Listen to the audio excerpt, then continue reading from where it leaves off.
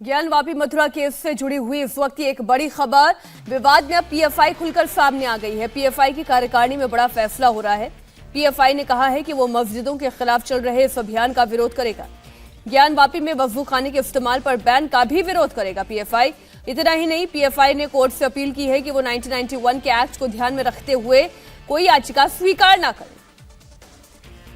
कुमार सोनू इस वक्त ज्यादा जानकारी के साथ फोन लाइन पर हमारे साथ जुड़ चुके हैं। कुमार सोनू, अब तो खुलकर पीएफआई सामने आई है और तमाम बड़ी मांगे भी कर रही है।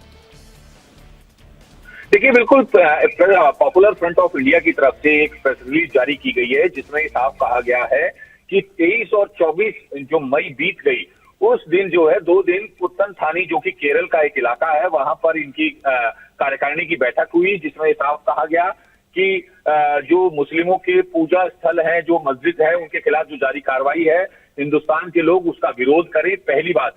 दूसरी बात, कोर्ट की भी कार्रवाई पर जो है ना उन्होंने सवाल उठाया। उन्होंने साफ कहा कि कोर्ट को ऐसी याचिकाएं मंजूर नहीं करनी चाहिए थी। 1991 के एक्ट के हवाले के तहत जो है ये तमाम याचिकाएं खारिज करनी चाहिए थी।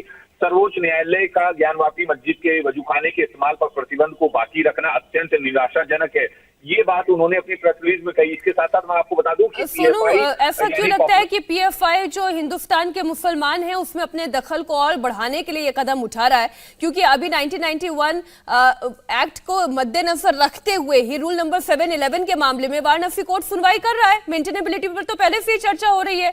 फिर वो ये पीएफआई ये कहता है कि हम कोर्ट में एक याचिका दायर करेंगे कि इस एक्ट के तहत किसी और याचिका को स्वीकार ही ना किया जाए। देखिए, बिल्कुल, क्योंकि ये प्योर एक कट्टरवादी जो है इस्लामिक संगठन है और इसको लेकर ये कई बार सवाल भी उठे हैं। मैं आपको बता दूं कि जो दिल्ली दंगे हुए थे उस दौरान भी पीएफआई पर आरोप लगे कि इन्होंने दंगे भी भड़काए और फंडिंग भी की। इसके साथ साथ सीए एनआरसी का जो विरोध में प्रदर्शन हो रहे थे उनमें भी जो है लोगों को भड़काने का और लोगों के प्रदर्शन के लिए फंडिंग का इस पीएफआई पर आरोप है। तो कई चीजों को लेकर जो है पीएफआई के खिलाफ मुकदमे भी दर्ज है। यूपी सरकार बाकायदा एक डोजियर देकर केंद्र सरकार को ये मांग कर चुकी है कि पीएफआई पर प्रतिबंध लगाया जाए। इसके अलावा हाथरस जैसी घटना जो कि बलात्कार वाली। अच्छा कुमार सोनू, एक बात और बताइए, पीएफआई ने ये सिर्फ ज्ञान वापी के लिए कहा है या फिर ये श्री कृष्ण जन्मभूमि, शाही मस्जिद या कुतुब मीनार वाला जो विवाद था ये सभी शामिल है, या फिर वो याचिका जो फास्ट ट्रैक कोर्ट में ट्रांसफर हो गई है ज्ञान वापी मामले में?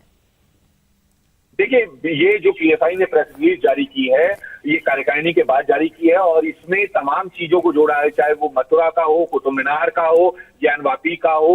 इसके अलावा जो दूसरे इशू लगातार चल रहे हैं जिसमें इस वक्त कोर्ट में कई याचिकाएं हैं, चाहे वो ज्ञान वापी के मामले में हो, मथुरा के मामले में हो, तो इनका ये साफ कहना है कि मुसलमानों को टारगेट किया जा रहा है। खासतौर पर उत्तर प्रदेश, मध्य प्रदेश और असम में जो है टारगेट किया जा रहा है और खासतौर पर उन जगहों पर टारगेट किया जा रहा है जहां पर बीजेपी की सरकारें हैं। तो बीजेपी जो है टारगेट कर रही है मुसलमानों को, इस तरह के आरोप लगाए हैं। बिल्कुल, शुक्रिया कुमार सोनू पूरी जानकारी के लिए आपका। एक तरफ पीएफआई कह रहा है कि मुस्लिमों को टारगेट किया जा रहा है, दूसरी तरफ हिंदू पक्ष ये कह रहा है कि ज्ञान वापी के अंदर शिवलिंग से छेड़छाड़ हुई है। 1 मिनट में ये पूरा मामला आप समझिए। ज्ञान वापी केस की अगली सुनवाई 30 मई को होनी है। इस बीच हिंदू पक्ष ने मुस्लिम पक्ष पर गंभीर आरोप लगाया है। हिंदू पक्ष ने मंदिर के ढांचे को नुकसान पहुंचाने की बात कही है। इस मामले में विश्व वैदिक सनातन संघ के प्रमुख जितेंद्र सिंह बिसेन ने वाराणसी के चौक थाने में एक शिकायत भेजी है। ये शिकायत पोस्ट के जरिए भेजी गई है। शिकायत में कहा गया है कि अंजुमन इंतजामिया मस्जिद कमेटी के खिलाफ केस दर्ज किया जाए क्योंकि कमेटी ने मस्जिद के अंदर मंदिर की निशानियों को नुकसान पहुंचाने की कोशिश की। इस मामले में अंजुमन इंतजामिया मस्जिद कमेटी के खिलाफ 1991 और सेक्शन 3 के तहत कार्रवाई करने की मांग की गई है।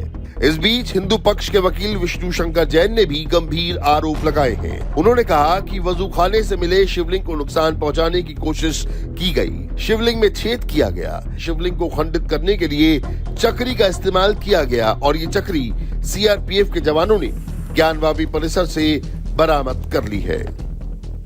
इंडिया टीवी हर वक्त हर जगह डाउनलोड करने के लिए सर्च करें India TV news Google play store या ऐप स्टोर पर।